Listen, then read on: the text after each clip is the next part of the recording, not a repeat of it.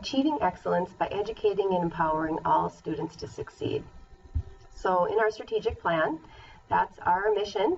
And really for us in teaching and learning, that boils down to academic achievement and 21st century skills.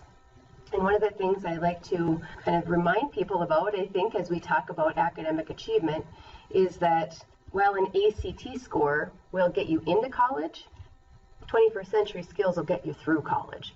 And I think we can all agree that people with 21st century skills, people who are critical thinkers, problem solvers, collaborators, good communicators, and think outside the box, make better employees, better citizens, better parents, better siblings. And if we're going to achieve those goals, they're lofty goals. And we really need to work together to help all students reach these goals. Successful teams collectively identify common goals worth achieving and work collectively and independently to achieve them. In Rick DeFore's book, In Praise of American Educators, he cites unequivocal evidence that our current generation of teachers is getting the best results in the history of our nation, yet these results are not good enough. Success in the K-12 system is an essential prerequisite for access to opportunity in the global economy. Success for all. Our students who are not successful in the K-12 system will go on to have a hard time keeping jobs beyond the K-12 system. And those same students will be in our communities as community members and taking care of us in our old age. So the key to ensuring success for all is developing the capacity of our educators to function as high-performing teams focused on student learning goals. It's not enough for the individual effort. We've got to work together because our students see many of us throughout our system. So when I think about this work, the work of an educator, sometimes I get really mad. Teaching is really complex work, and people outside education just don't get it.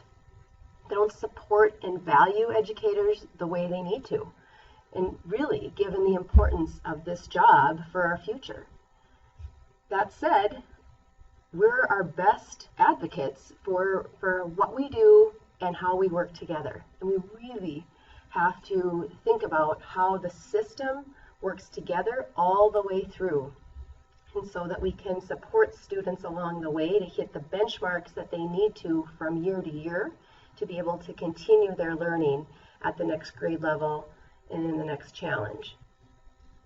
While many things that our students bring to our classrooms are beyond our control, what we can control is what we've identified that students are going to learn in our classrooms and do our level best to work together to ensure that they all achieve those outcomes. We have to really talk about, is our job as teachers to deliver the curriculum, or is our job as teachers to ensure the curriculum is learned?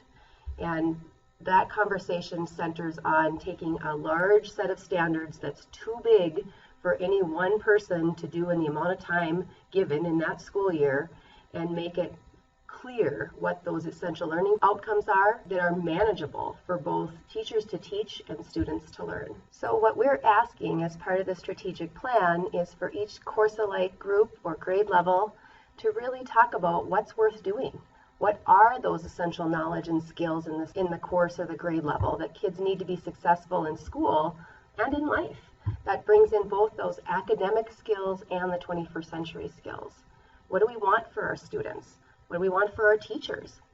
What are those behaviors that we want to see? How do we teach them to have those 21st century skills and to have the skills to be able to be successful beyond our classroom? A set of standards can help guide us in this conversation, but you're the experts. You know what those things are that students need to take away, and we need to start at our course level to have that conversation, and then we need to expand that vertically so that we know from year to year for courses that spiral from year to year, we have some guaranteed outcomes that everyone's collectively committed to helping their students achieve. So as you're developing your collective commitments, really be thinking about the things that you want. Don't be doing this for someone else.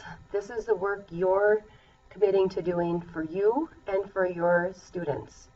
and really, how are you going to work together to make that happen? If we have dysfunctional team members or dysfunctional groups, we won't get there. A winning team needs to really work together to both develop and achieve goals that they believe are worth achieving.